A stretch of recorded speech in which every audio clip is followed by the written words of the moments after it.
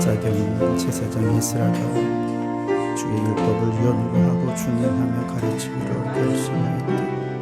우리도 말씀의 사람으로 살고 말씀의 공동체를 이루기를 다짐했지만 지난 한 주간 말씀과 상관없이 내 의지대로 내 뜻대로 살아왔던 죄를 용서하옵소서. 하나님은 아사왕 고레스 마음을 감동시켜 오르기한 정책을 펴게 하셨지만 우리는 누군가에게 감정을 주기는 커녕 대화 소통조차 하려 하지 않았고 일방적인 명령과 강요 관계를 낙하시키며 성령님의 역사를 방해했던 죄를 용서하여 주시옵소서.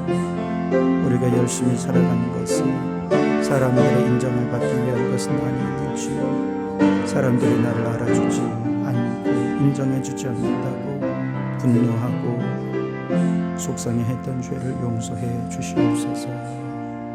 여기 우리를 용서하신 주님의 용서의 말씀이 있습니다. 여호와께서 말씀하시되 오라 우리가 서로 변론하자. 너희 죄가 주홍 같을지라도 눈과 같이 희어질 것이요 진홍같이 붉을지라도 양털같이 되리라. 아멘. 나는 전능하신 아버지 하나님 천지의 창조주를 믿습니다. 나는 그의 유일하신 아들 우리 주 예수 그리스도를 믿습니다.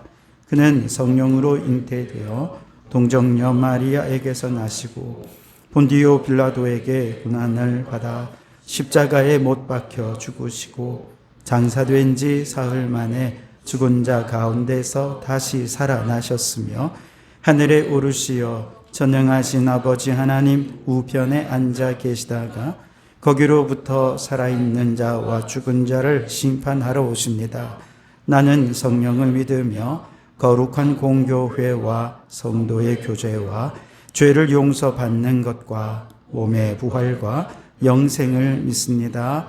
아멘. 자리에 앉으시고 찬송가 350장 찬송하시겠습니다.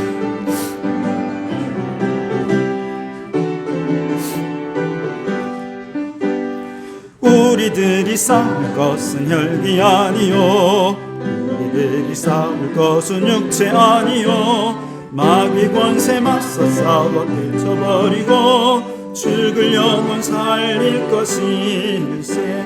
한 마음으로 힘써 나가세 한 마음으로 힘써 싸우세. 악한 마귀 군사들과 힘써 싸워서 승전고를 이기까지. 우리들이 입은 갑옷 쇠가 아니요 우리들이 가진 검은 강철 아니요 하나님께 받아가진 평화의 복은 거룩하신 말씀이로다. 한 마음으로 힘써 나가세 한 마음으로 힘써 싸우세. 악한 마귀 군사들과 힘써 싸워서 승전고를 이기까지. 악한 마귀 제 아무리 강할지라도 우리들의 대장 예수 앞서가시니 주저 말고 용감하게 힘써 싸우세. 최후 승리 얻을 때까지. 한 마음으로 힘써 나가세 한 마음으로 힘써 싸우세. 악한 마귀 군사들과 힘써 싸워서 승전고를 이기까지. 죄악 중에 빠진 사람 죄를 뉘우쳐 십자가에 달린 예수 믿기만 하면 위태한 데 빠진 영혼 구원 얻어서 천국 백성 될 것임일세. 한 마음으로 힘써 나가세 한 마음으로 힘써 싸우세. 악한 마귀 군사들과 힘써 싸워서 승전고를 이기까지. 정경남 권사님 기도인대 주시겠습니다.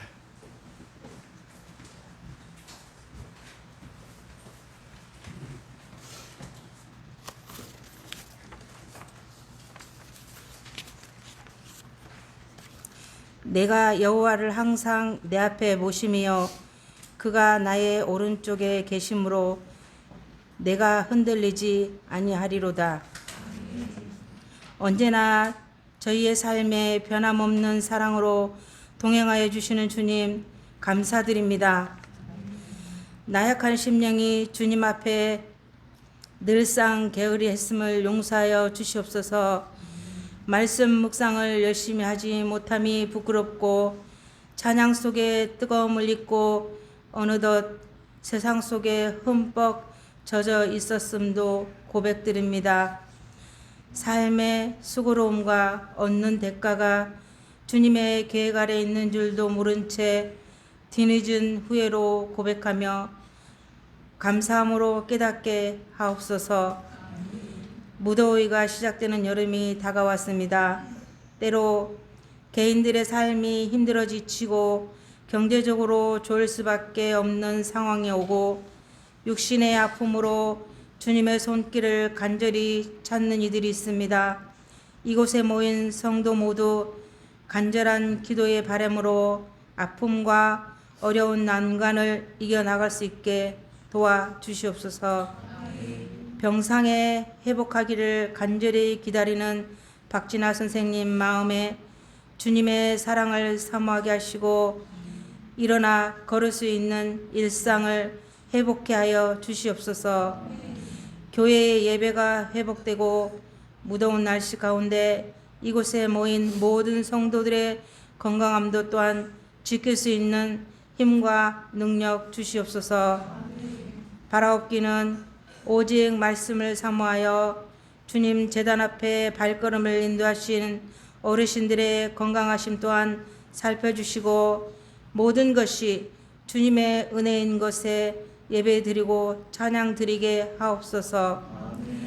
취업 준비와 군 복무 중에 있는 자녀들에게도 주님 함께 하심을 믿어 어려움 또한 지혜롭게 극복해가며 주님 주실 축복을 믿고 미래를 향해 힘차게 도약해 갈 수 있게 도와주시옵소서. 교육부 주간 예배를 드렸습니다. 날마다 하나님 함께 하심을 믿고 나아가며 열심하는 자녀들 계획하는 일들 위에 승리하게 하시고 건강함과 지혜를 더하여 주시며 더욱더 성숙된 주님의 자녀들로 성장해 갈 수 있기를 기도합니다. 말씀 전하실 목사님 영육간의 강건하심으로 능력 있는 말씀 전하실 때 온 성도들 모두 아멘으로 화답하실 줄 믿사오며 이제 다 아뢰지 못한 기도를 주님께서 가르쳐 주신 기도로 기도하오니 하늘에 계신 우리 아버지, 아버지의 이름을 거룩하게 하시며 아버지의 나라가 오게 하시며 아버지의 뜻이 하늘에서 같이 땅에서도 이루어지게 하소서. 오늘 우리에게 일용할 양식을 주시고 우리가 우리에게 잘못한 사람을 용서해 준 것 같이 우리 죄를 용서하여 주시고 우리를 시험에 빠지지 않게 하시고 악에서 구하소서. 나라와 권능과 영광이 영원히 아버지의 것입니다. 아멘.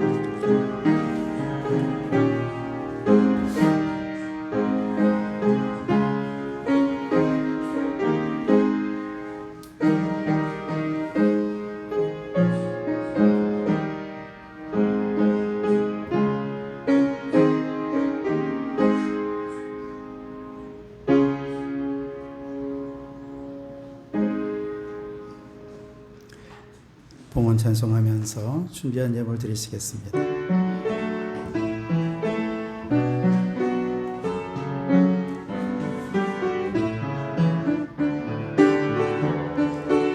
내게 있는 향유 옥합 주께 가져와 그 발 위에 입 맞추고 깨 때리내다. 나를 위해 험한 산길 걸으신 그 발 걸음마다 크신 사랑 새겨놓았네. 내게 있는 양육아 주께 가져와 그 발 위에 입 맞추고 깨뜨립니다.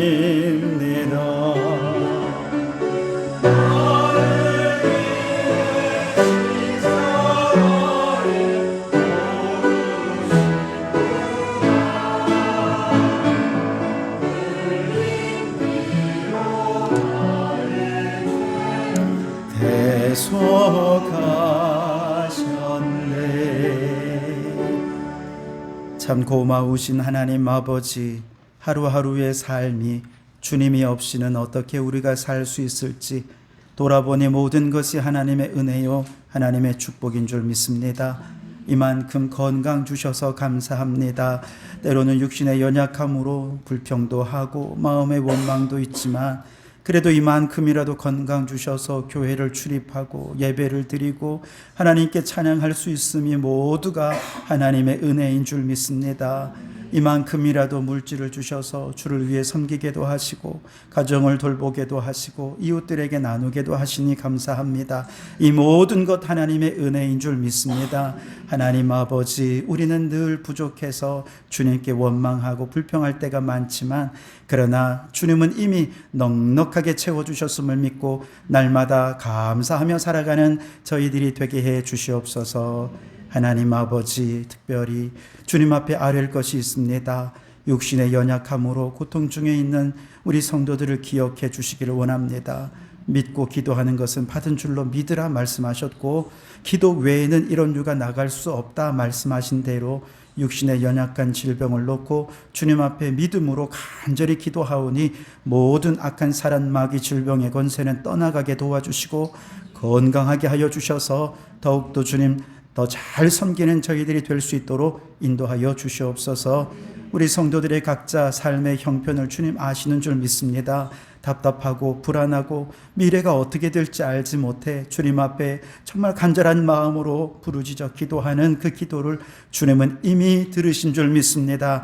가장 선한 길로, 가장 좋은 길로, 가장 복된 길로 인도하신 줄 믿고 주의 길을 따라가는 저희들이 되게 해 주시옵소서. 아버지, 닫힌 문이 열려지기를 원합니다. 열린 문으로 다닐 때마다 하나님의 행하셨노라 간증하는 저희들이 되게 하여 주시옵소서. 하나님, 우리의 자녀들을 기억하여 주시옵소서. 이렇게 팀을 이루어 하나님께 찬양과 경배를 올려드릴 수 있는 것 하나님의 은혜인 줄 믿습니다. 이 찬양 속에 자신들의 신앙의 고백을 담아드리며 그 믿음이 날로 성장해 갈 수 있게 도와주시고 고백한 대로 찬양한 대로 살아가서 정말 21세기 정말 한국교회를 책임지는 믿음의 일꾼들로 성장해 가게 도와주시옵소서.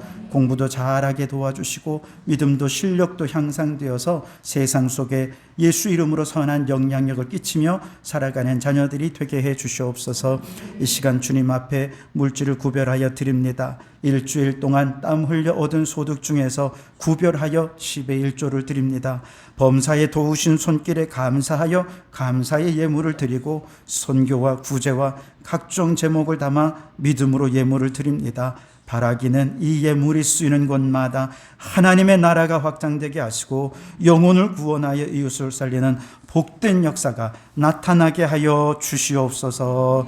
예수님 이름으로 기도하옵나이다. 아멘. 할렐루야. 우리 주님의 은혜와 평강이 여러분과 여러분의 가정과 하시는 모든 일들 위해 항상 함께 하시기를 주님의 이름으로 축원합니다. 우리 앞뒤좌우로 함께 인사를 나누겠습니다. 아까 우리 교육부에서 찬양하는데 나 주 안에 늘 기쁘다, 그 찬양이 너무 좋더라고요. 주님 안에 항상 기뻐하시기 바랍니다. 함께 인사 나누겠습니다.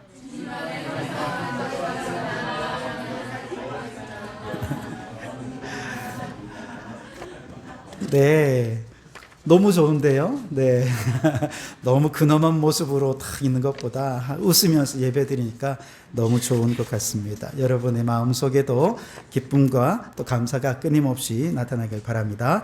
오늘은 교육부 주간 예배로 드리고 있습니다. 우리 자녀들을 마음껏 축복해 주시고 또 우리 자녀들이 더욱더 주님께 헌신하는 계기가 되었으면 좋겠습니다. 오늘 오후 예배는 성경 월드컵, 성경 월드컵. 네. 맞아요? 네, 성경 월드컵입니다.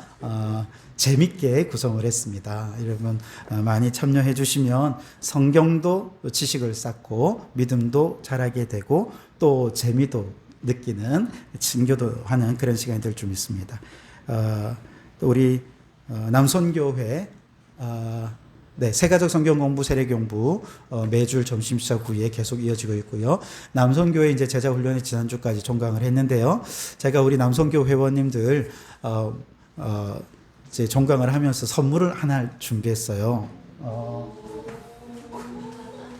뭐냐면 여러분 이게 복숭아인데 무슨 복숭아인지 아세요? 신비 복숭아. 제가 이 복숭아를 딱 눈에 띄더라고요. 별로 비싸지도 않았고 또 두 번째는 복음의 신비를 깨달았으니 이제 그 신비를 전하는 삶을 살라고 그런 의미를 담아서 그냥 먹지만 마시고 네, 그 복음을 잘 전하는 우리 남성교 회원들이 됐으면 좋겠습니다. 우리 남성교 회장님 나오셔서 대표로 받아가 주시면 좋겠습니다. 네, 그동안 수고 많으셨습니다.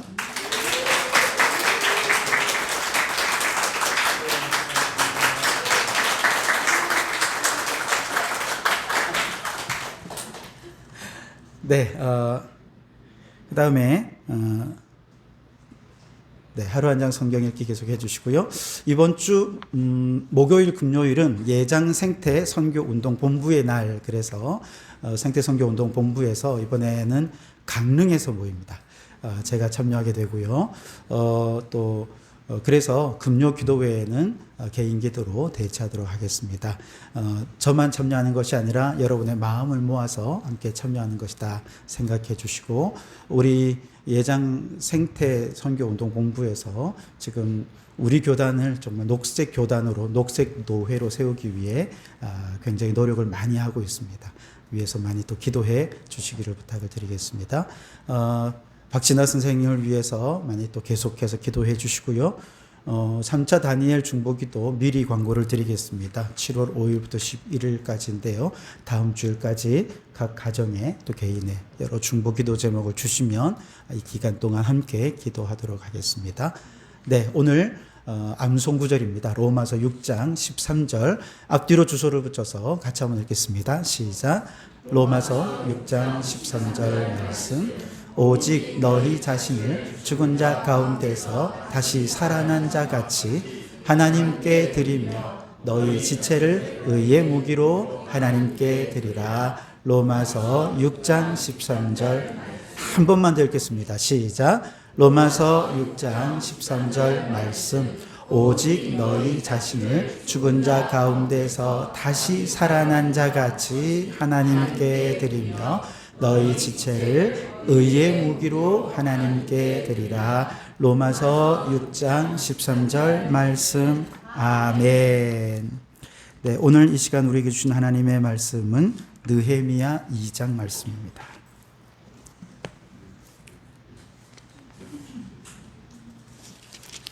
느헤미야 2장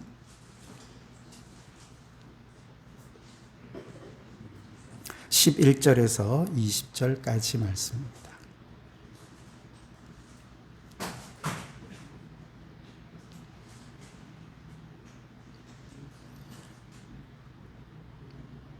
네, 하나님의 말씀을 경청하시기 바랍니다. 내가 예루살렘에 이르러 머문 지 사흘 만에 내 하나님께서 예루살렘을 위해 무엇을 할 것인지 내 마음에 주신 것을 내가 아무에게도 말하지 아니하고 밤에 일어나 몇몇 사람과 함께 나갈새 내가 탄 짐승 외에는 다른 짐승이 없더라. 그 밤에 골짜기 문으로 나가서 용종으로 분문에 이르는 동안에 보니 예루살렘 성벽이 다 무너졌고 성문은 불탔더라. 앞으로 나아가 샘문과 왕의 못에 이르러서는 탄 짐승이 지나갈 곳이 없는지라. 그 밤에 시내를 따라 올라가서 성벽을 살펴본 후에 돌아서 골짜기 문으로 돌아왔으나 방백들은 내가 어디 갔었으며 무엇을 하였는지 알지 못하였고 나도 그 일을 유다 사람들에게나 제사장들에게나 귀족들에게나 방백들에게나 그 외에 일하는 자들에게 알리지 아니하다가 후에 그들에게 이르기를 우리가 당한 곤경은 너희도 보고 있는 바라. 예루살렘이 황폐하고 성문이 불탔으니 자 예루살렘 성을 건축하여 다시 수치를 당하지 말자 하고, 또 그들에게 하나님의 선한 손이 나를 도우신 일과 왕이 내게 이런 말씀을 전하였더니 그들의 말이 일어나 건축하자 하고 모두 힘을 내어 이 선한 일을 하려 하매, 호른 사람 산발랏과 종이었던 암몬 사람 도비아와 아라비아 사람 게셈이 이 말을 듣고 우리를 업신여기고 우리를 비웃어 이르되 너희가 하는 일이 무엇이냐, 너희가 왕을 배반하고자 하느냐 하기로, 내가 그들에게 대답하여 이르되 하늘의 하나님이 우리를 형통하게 하시리니 그의 종들인 우리가 일어나 건축하려니와 오직 너희에게는 예루살렘에서 아무 기업도 없고 권리도 없고 기억되는 바도 없다 하였느니라. 아멘. 네, 우리 교육부 친구들 나와서 찬양으로 하나님께 영광을 돌려드리겠습니다.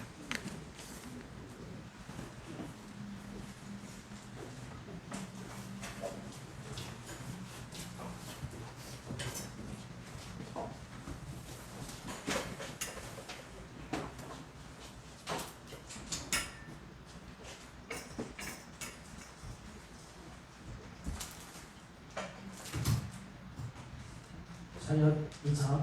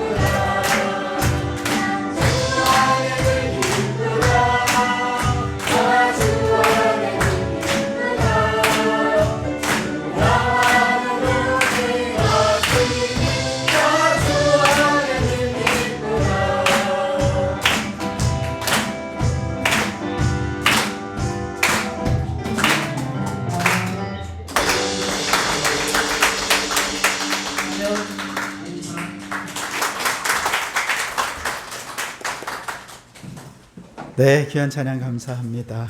우리의 자녀들이 더더욱 하나님을 진심으로 찬양하고 예배하는 예배자들이 되도록 여러분 더욱더 힘껏 응원해 주시기 바랍니다. 다시 한 번 더 박수로 한 번 더 격려하겠습니다.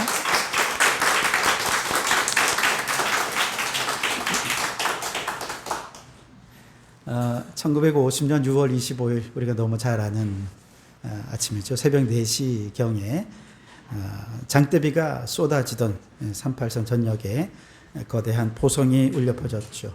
북한군이 전차를 앞세워서 기습적인 남침을 감행한 것이죠. 당시 우리 남한은요, 농번기, 모내기를 돕기 위해서 많은 장병들이 영외로 나가 있거나 휴가를 나가 있었습니다. 주말을 맞아 비상경계령이 해제가 되어서 후방의 군 지휘구나 전선의 부대는 완전히 무방비 상태였습니다. 대포나 장갑차는 물론이고 또 전차가 한 대도 없었던 남한군은 소련제 T-34 탱크를 앞세운 북한군의 진격을 맞이할 때 그건 공포 그 자체였다고 해요. 우리 국군은 패닉 속에서도 물러서지 않았습니다. 춘천 등 일부 전선에서는 온 몸으로 6탄으로 적의 탱크에 맞서며 치열한 저항을 펼쳤고, 휴가에서 급히 복귀한 장병들은 밀려오는 적을 막기 위해 결사적으로 방어선을 구축을 합니다. 하지만 압도적인 화력 차이로 인해서 결국 사흘 만에 수도 서울을 내주는 모욕과 수치를 당하게 되죠. 여러분, 나라의 방벽이 무너진다는 것은 그 나라가 수치를 당한다는 것이고 모욕을 당한다는 것이죠. 다행히 그로부터 76년이 지난 오늘 우리 대한민국은 세계 5위의 군사대국이 되었습니다. K-팝, K-컬처와 더불어서 K-방산이라는 용어가 만들어질 정도로 우리의 국방력은 아주 튼튼해졌습니다. 문제는 이제 미래전쟁인데요. 이제 막 대규모 군사를 동원하는 그런 전쟁이 아니라 사람 대신에 로봇이 들어간대죠. 엄청나게 비싼 수억짜리 하는 미사일을 쏘는 게 아니라 드론만 쑥 날리면 되는 그런 전쟁이 된다고 하죠. 재래식 통신 기술이 아니라 이제 위성을 가지고 적군을 포착하고 또 통신하는 이런 전쟁이 된다고 하죠. 북한은 이미 우크라이나 전쟁에 참전을 해서 미래 전쟁을 온몸으로 경험을 했습니다. 그래서 이들이 앞으로 어떤 마음을 먹을지 아무도 몰라요. 너무 우려가 되고 걱정이 됩니다. 그렇기 때문에 다시 제2의 6.25가 발발하지 않도록, 우리나라가 다시 수치를 당하지 않도록 정말 철저히 대비를 해야 하지 않겠나, 그런 생각을 다시 한번 더 해봅니다. 적군과 대치하는 물리적인 전선에만 방벽이 있는 것은 아닙니다. 이번에 6.3 지방선거 과정에서 선관위의 부실 대처로 인해 민주주의의 방벽이 완전히 무너졌습니다. 부실 선거로 인해 그동안 우리나라가 국제적인 신뢰를 쌓아갔던 수많은 분야에 금이 가고 수치와 부끄러움을 당하고 말았습니다. 민주주의는 국민들의 선거를 통해 민의를 나타내는 제도가 아니겠습니까? 그래서 혹시 그 과정에서 내가 투표한 사람이 낙선하더라도 과정이 공정하다고 믿기 때문에 그걸 민의로 받아들이고, 그리고 나하고 좀 성격이 다른 사람이라더라도 따르게 되는 게 민주주의죠. 그런데 과정이 공정하지 못하다고 이제 불신하기 시작하니 민주주의 제도 자체가 지금 무너지는 위기에 처해져 있습니다.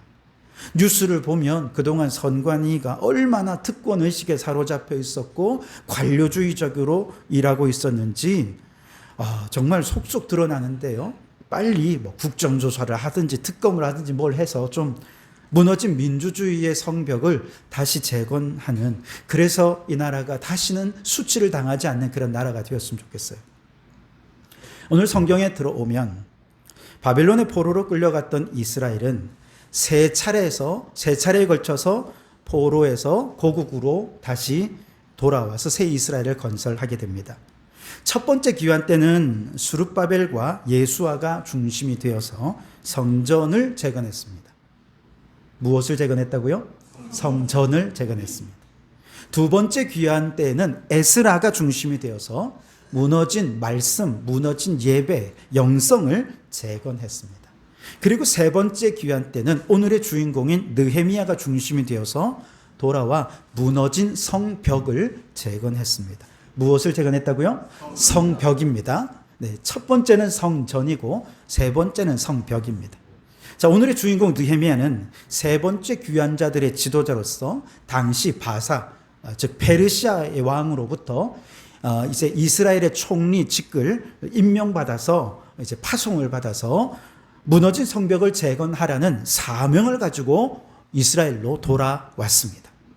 여러분, 성벽이 무너졌다는 것은 무엇을 말합니까? 그 나라 정치, 경제, 외교, 문화 모든 것이 침탈을 당하지만 방어할 능력이 없다는 것을 의미하는 것입니다.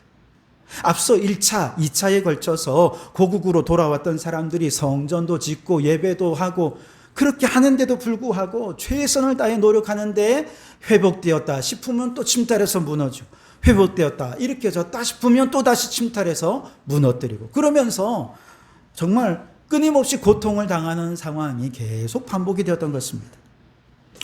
바사왕의 배려로 이스라엘 총독으로 예루살렘에 돌아온 느헤미야는 도착하자마자 총리 간조에서 쉬지 않았습니다. 자신을 환영하기 위해 준비한 만찬장에 가지도 않았습니다. 그는 아무 말도 하지 않고 혼자 예루살렘 성벽이 무너진 현황을 보기 위해 성 주변을 샅샅이 살폈습니다. 그것이 오늘 우리가 읽은 본문의 내용들입니다. 막연하게 듣기만 했던 것과 직접 눈으로 보는 것과는 차원이 다르지 않습니까? 이처럼 직접 현장을 둘러보며 정확히 상황을 파악한 느헤미야는 그 후에 이제 고위 관료들을 초청합니다. 그리고 말하는데요. 오늘 17절 말씀을 우리 같이 한번 읽겠습니다. 시작. 후에 그들에게 이르기를 우리가 당한 곤경은 너희도 보고 있는 바라. 예루살렘이 황폐하고 성문이 불탔으니 자 예루살렘 성을 건축하여 다시 수치를 당하지 말자 하고, 예루살렘 성벽이 무너지는 것은 이스라엘의 수치가 되고 이는 곧 누구의 수치입니까? 하나님이 수치와 모욕을 당하는 것이다 라고 생각하는 것이죠.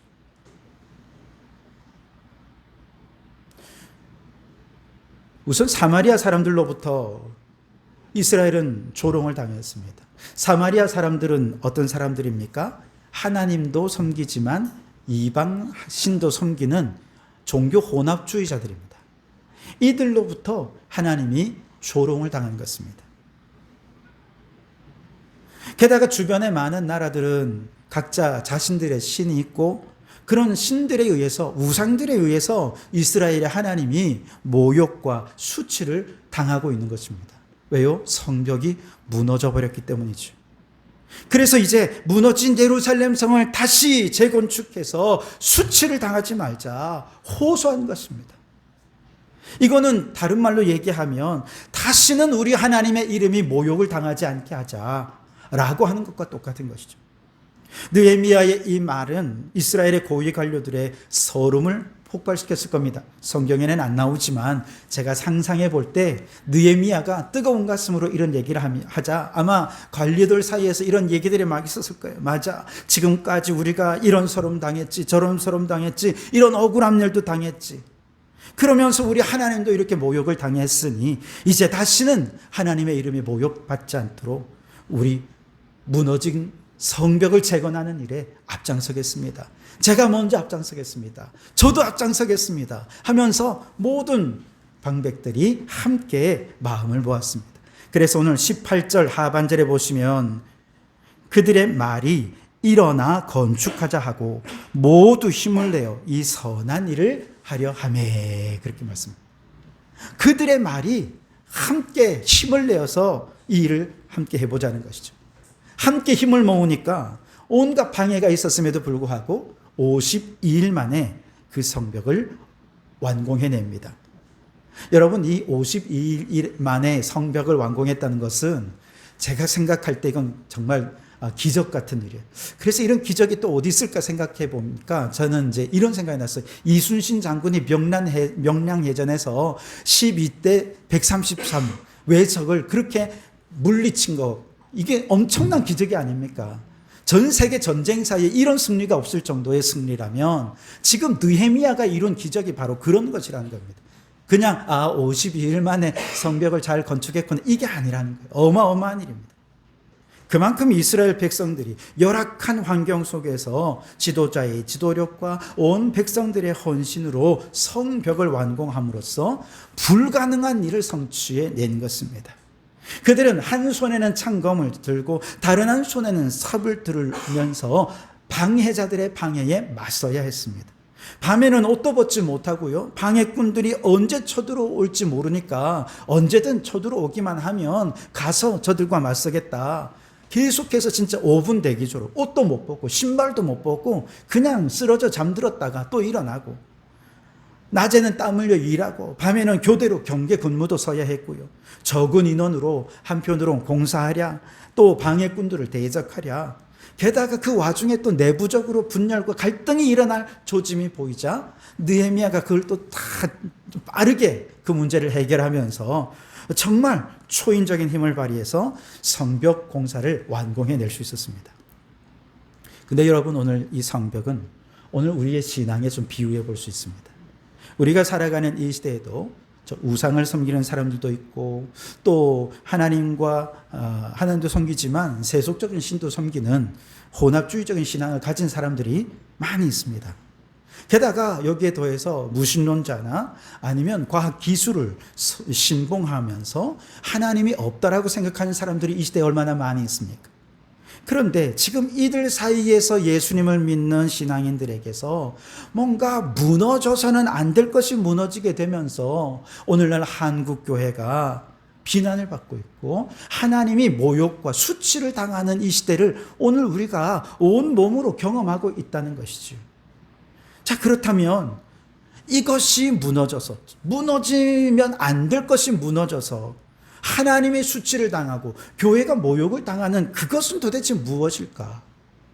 다르게 얘기하자면 우리가 반드시 오늘 재건축해야 할 신앙의 성벽은 무엇일까?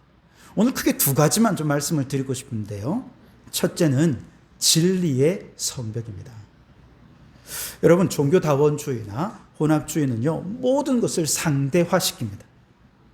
너에게도 구원의 길이 있고 너에게도 구원의 길이 있고 너의 신앙도 옳고 너의 신앙도 옳고, 그러니 각자 신앙의 길 알아서 갑시다. 이것이 상대주의화된 혼합주의와 종교다원주의의 모습입니다. 이것은 절대적 기준을 무너뜨리죠. 그러나 오늘 사도행전 4장 12절 성경 말씀은 이렇게 말씀하십니다. 우리 같이 읽겠습니다. 시작. 다른 이로서는 구원을 받을 수 없나니 천하 사람 중에 구원을 받을 만한 다른 이름을 우리에게 주신 일이 없음이라 하였더라. 아멘. 여러분, 이 세상에 많은 종교들이 있고 그 종교들마다 구원의 길이 나름대로 다 있다고 생각하십니까? 아니면 예수 이름에만 구원의 길이 있다고 믿으십니까? 여기서 중요한 것은요, 구원이 뭔가라는 걸 생각하는 겁니다. 불교에서는 구원을 어떻게 생각하느냐? 인간의 근본적인 문제는 고통, 집착 때문에 생겨난다는 것입니다. 구원은 뭐냐? 이런 모든 고통과 집착이 완전히 소멸된 평온한 상태, 이것을 니르바나, 열반이라고 말합니다. 그리고 이 열반에 이르기 위해 수행하고 명상하는 것을 통해서 진리를 깨닫고 부처가 될 때, 부처란 말이 진리를 깨달은 자이거든요. 진리를 깨닫고 부처가 될 때 열반에 이를 수 있다라고 생각합니다.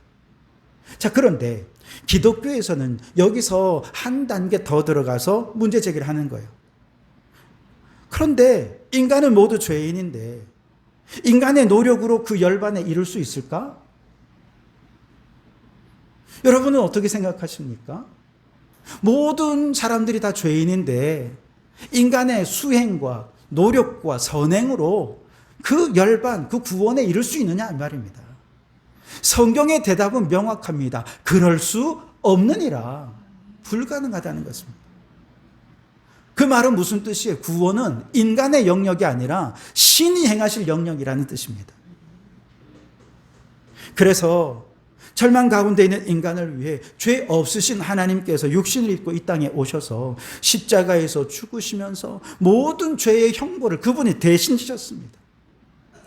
그 예수님이 나의 구원자라는 사실을 이제 우리는 믿기만 하면 더 이상 우리는 죄인이 아니라 의로운 자로 인정함을 받게 되고 구원을 받게 되는 것입니다.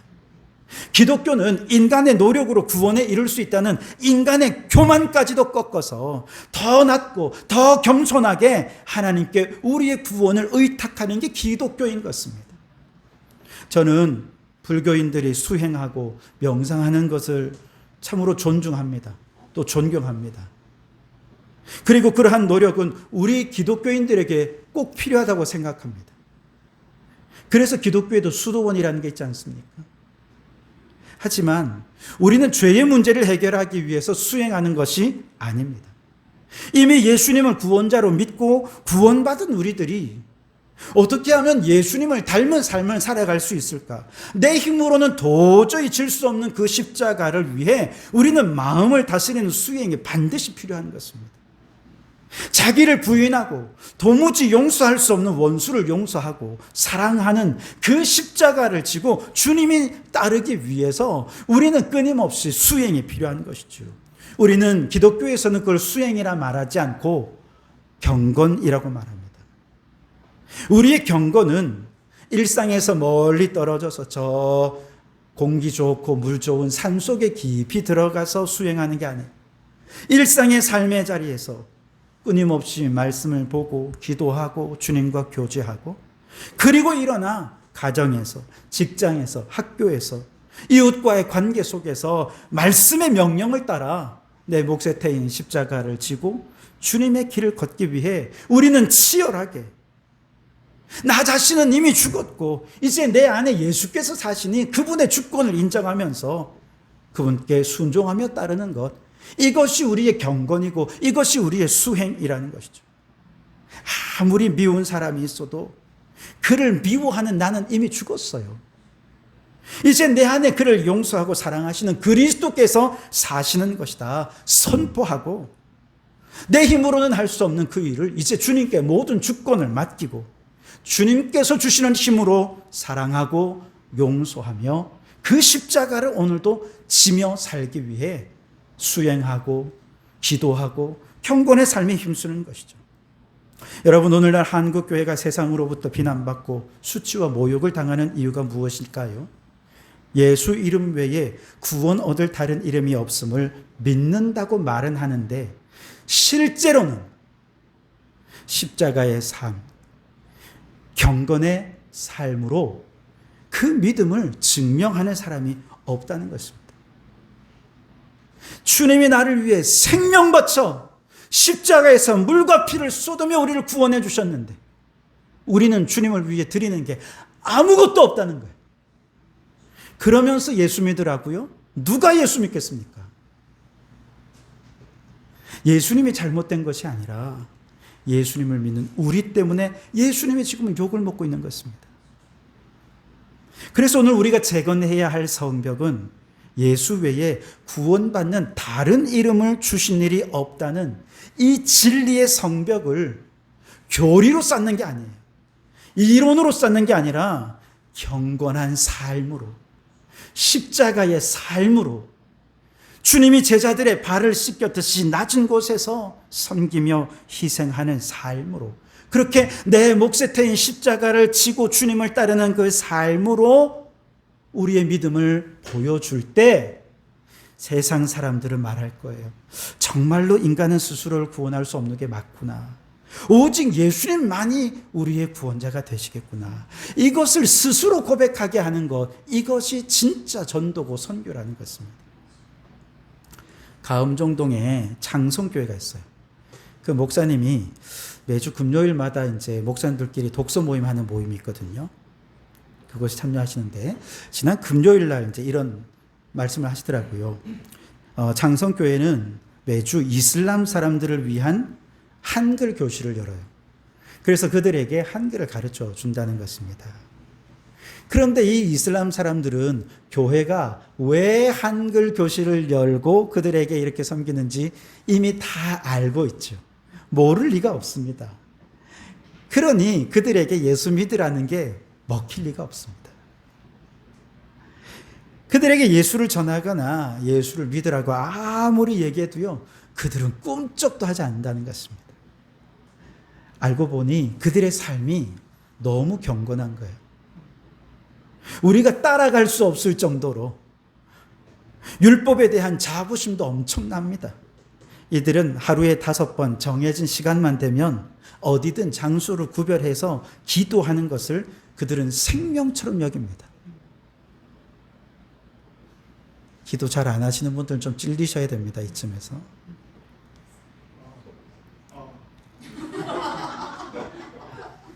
라마단 기간이 되면요, 철저하게 금식하고 그들의 경전인 코란을 공부하며 살아가는데요. 어떤 분은 목사님에게 코란을 가져와서 목사님 코란 한번 읽어보십시오, 이렇게 권할 정도라는 거예요. 그들이 생각하는 경건의 삶을 살기 위해 그들이 행하는 헌신과 수고의 삶은 우리가 따라갈 수가 없는 거예요. 목사님 말씀이 이렇게 자기 신앙에 철저한 그들에게 우리가 그저 전도지 주면서 휴지 주면서 호떡 주면서 예수 믿으라고 말로만 한다고 해서 그들이 예수를 믿겠냐 이거죠. 그래서 장성교회가 할 수 있는 최선을 다해 그들이 필요로 하는 것을 제공하면서 그들을 섬기고는 있는데, 사실 이 미미한 섬김으로 과연 그들이 예수님을 영접할 수 있을지는 사실은 자신이 없다는 거예요. 그럼에도 불구하고 주님이 그들에게 맡겨주신 사명이니 십자가를 지는 마음으로, 그들을 낮은 곳에서 섬기는 마음으로 그들을 향해 경건의 삶으로 성벽을 쌓아가고 있는 것이죠. 그러다 보면 그들에게 예수님을 믿는 믿음은 누가 주시는 거예요? 하나님이 주시는 것입니다. 우리는 그저 주님이 갔던 그 길을 내 몫에 떼인 십자가를 지고 가장 낮은 곳에서 그렇게 섬기며 헌신하고 희생하는 것입니다. 그러면 믿음을 주시는 분은 하나님이시고 하나님께서 언젠가 구원받을 자는 구원해 주시는 것이죠. 우리 교회가 독거노인을 섬기고 있습니다. 어르신들이 당장 예수를 믿는 게 아니죠. 그러나 우리가 꾸준히 진정성을 가지고 어르신들을 섬기면 하나님이 역사하실 것입니다. 우리 교회가 한 달에 한 번 동네를 청소해요. 어제도 우리가 청소했는데 한 달에 한 번 청소하는 것이 사람들에게 무슨 영향을 주겠습니까? 너무나도 미약하죠. 그럼에도 하나님이 기뻐하시고 원하시는 일인 줄 알기에 이것을 우리의 십자가로 여기고 또 주님처럼 낮은 곳에서 발을 씻기는 마음으로 그렇게 헌신하다 보면 세상을 구원하는 일은 주님이 하시는 일입니다. 바라기는 오늘 무너진 진리의 성벽을 우리가 건축해야 돼요. 예수님만이 우리의 유일한 구원자이심을 여러분 확신하실 수 있기를 바랍니다.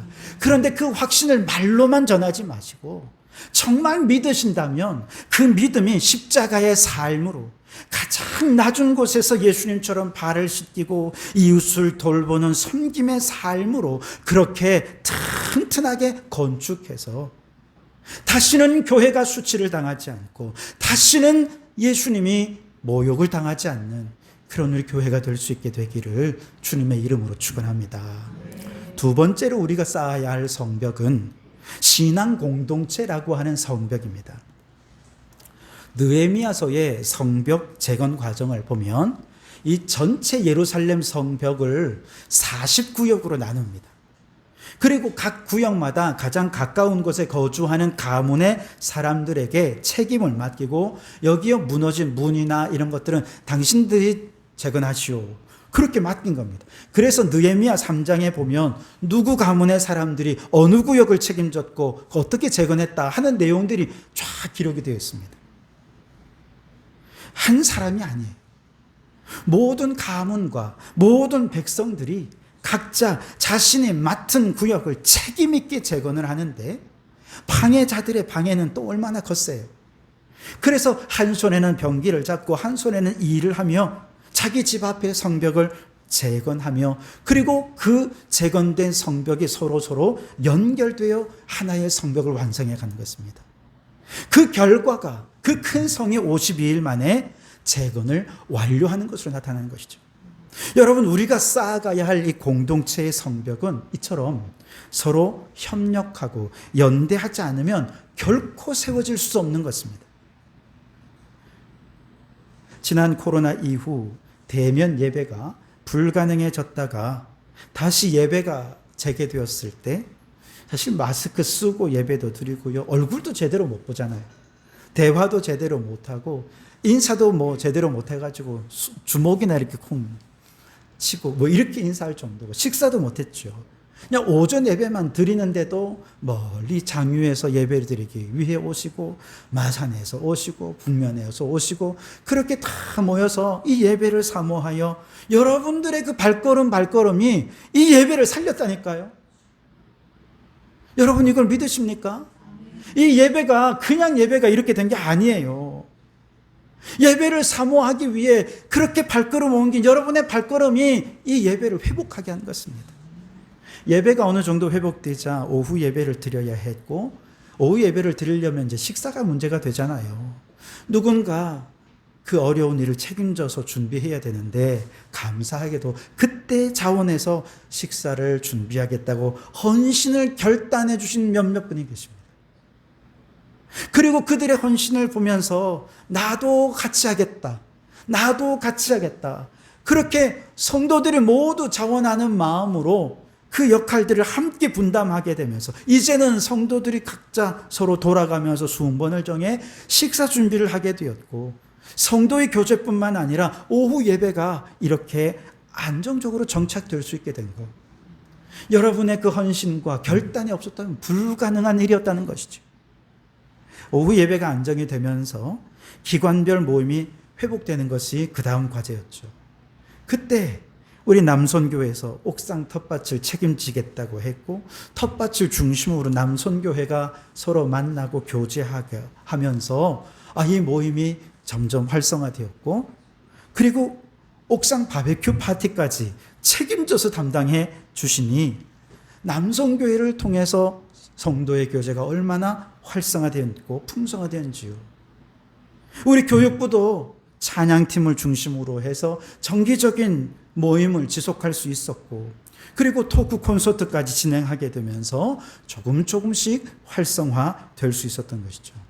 여러분, 이 모든 것은 다 하나님이 하신 일입니다. 그런데 그 하나님께서 여러분들의 자발적인 헌신과 협력과 하나됨을 통해서 이 모든 일들을 이루어 가신 줄 믿습니다. 지난 목요일에는요, 우리 팔령동 행정복지센터에서 전화가 왔어요. 사회복지사라는 거예요. 그분이 하시는 말씀이 구청장님께서 지역사회를 위해 열심히 봉사한 단체들에게 상을 주고 있는데, 이번에는 성도교회를 이번에 상을 주고 싶다. 괜찮겠느냐는 거예요. 당연히 괜찮죠. 당연히 괜찮죠. 코로나 이후에 우리 성도들이 처음에는 헌금을 모아서 기탁을 했고, 그 후에는 우리가 독거노인들을 초청해서 기프트 세트도 드렸고 상자도 드렸고, 그리고 식사도 대접하고, 그 모든 내용들을 다 알고 계신 거예요. 기록해놓고 너무나도 고마워하면서 우리 교회를 시상사 명단에 넣겠다는 것입니다. 여러분, 우리 교회가 비록 미약하지만 점점 아름다운 영적 공동체로 세워져 갈 수 있었던 것은 다 성령께서 하신 일입니다. 하나님께서 하셨어요. 그런데 그 성령 하나님께서 누구를 통해 일하십니까? 여러분 각자의 발걸음과 각자의 헌신과 각자의 자원하는 마음을 통해서 이렇게 행하신 것입니다. 오늘 17절 말씀에 느헤미야가 예루살렘 성을 건축해서 다시는 수치를 당하지 말자.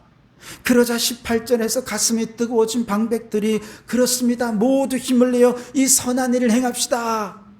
그때 엄청난 박해가 시작이 됐습니다. 방해가 시작되었어요. 그래서 19절에 보면 사람들이 막 업신여깁니다. 비웃습니다. 조롱했다 그랬습니다.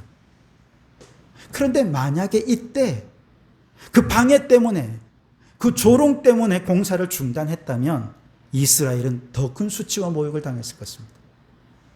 그러나 엄청난 방해에도 불구하고 모두가 한 손에 창을 들고 한 손에 일을 하면서 그렇게 튼튼한 성벽을 완성해낼 때 하나님의 영광을 받으셨던 것이죠.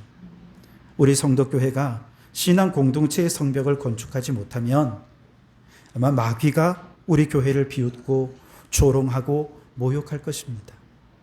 그러나 온 성도들이 뜨거운 가슴으로 모두 힘을 내어 이 공동체를 세우는 일에 자원하는 마음으로 헌신하고 수고하고, 그저 앞서 몇몇 사람에게만 맡겨두는 것이 아니라 나도 동참하겠노라, 나도 함께 하겠노라, 지금까지 우리 교회가 그렇게 해왔던 것처럼 앞으로도 함께 해 주신다면, 그렇게 선한 일에 힘을 낼 수 있다면, 먼저는 여러분들이 이 완성된 공동체 안에서 위로와 평안을 누릴 것입니다. 이 공동체 안에서 여러분이 영적인 유익을 얻어서 영적으로 성장하게 될 것입니다. 그리고 더 나아가 우리가 함께하는 이 아름다운 신앙 공동체를 통해 하나님이 영광을 받으시게 될 줄 믿습니다. 그래서 우리 성도교회가 진리의 성벽을 튼튼히 세울 때 우리의 삶을 경건한 삶으로 성벽을 세우고 신앙의 공동체의 성벽을 튼튼히 세워서 다시는 교회와 하나님이 수치를 당하지 않고 이 타락한 세상 한복판에서 하나님의 이름의 영광을 받으시는 그런 우리 성도교회가 될 수 있게 되기를 주님의 이름으로 축원합니다. 우리 다 같이 일어나서 부흥 함께 찬양하시겠습니다. 결단하시겠습니다. 황무한 이 땅, 무너진 기초 다시 세우게 해주십시오. 온 땅에 주님의 영광 가득한 새날이 올 그때까지 진리의 성벽, 공동체의 성벽 튼튼히 세우게 해달라고 결단하며 찬양합니다.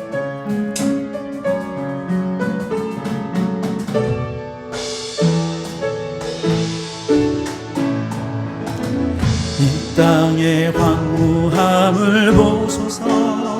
하늘의 하나님 긍휼을 베푸시는 주여, 우리의 죄악 용서하소서. 이 땅 고쳐주소서.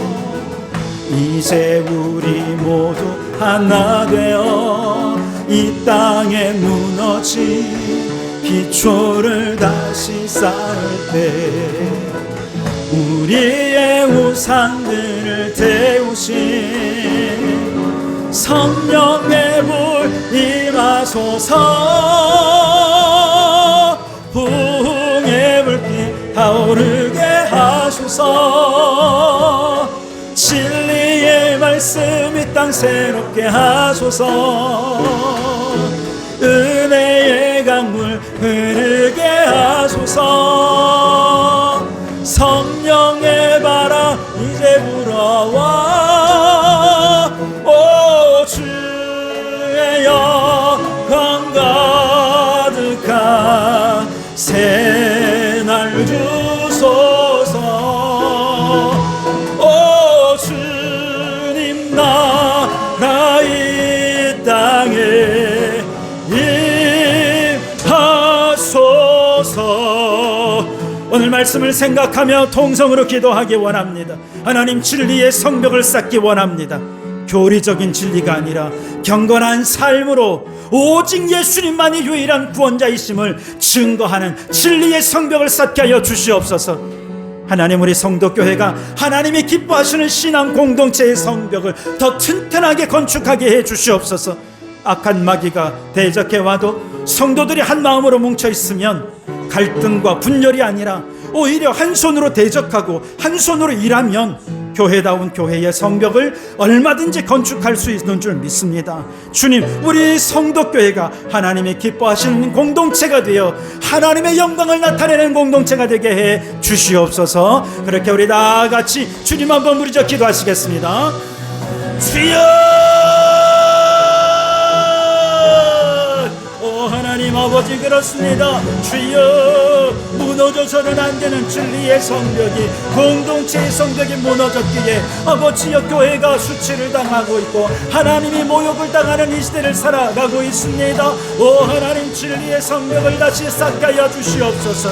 그러나 교리로나 말로만이 아니라 우리의 삶으로 이 성벽을 높이 쌓게 도와주시옵소서. 하나님 아버지, 우리 신앙의 공동체를 이만큼 튼튼히 세워주신 것 하나님의 은혜인 줄 믿습니다. 온 성도들이 한 손에는 마귀를 대적하는 창을 들고 다른 한 손에는 성도들을 사랑하기 위해 교회를 세워가는 이 귀한 사명 감당하여 교회를 세워가시니 감사합니다. 이 아름다운 공동체를 통해 하나님의 영광을 받아주시고 이 땅 가운데 선한 영향력을 끼치는 거룩한 공동체로 세워지게 도와주시옵소서. 오 하나님, 그렇게 하실 줄 믿습니다. 주님의 영광 받으시는 귀한 공동체가 되게 해 주시옵소서. 오 하나님, 다시는 진리의 성벽이 무너지고 공동체의 성벽이 무너져서 하나님이 수치를 당하는 일이 없게 도와주시옵소서. 서로 협력하고 배려하고 사랑하고 헌신하여 하나님의 영광을 온 세상에 드러내는 진리의 공동체로 세워지게 도와주시옵소서. 이제는 우리 주 예수 그리스도의 은혜와 하나님 아버지의 극진하신 사랑하심과 성령님의 감동 감화 충만 역사 교제하심이 세상 속에서 다시는 하나님의 수치를 당하지 않도록 진리의 성벽, 공동체의 성벽을 튼튼히 세워 하나님의 영광을 드러내는 성도교회가 되기를 다짐하고 결단하는 우리 모든 성도들 머리머리 위에, 그 가정과 일터 위에, 우리에게 허락해 두신 창원도성과 나라와 민족 위에 지금부터 영원토록 함께 하옵시기를 간절히 축원하옵나이다. 아멘.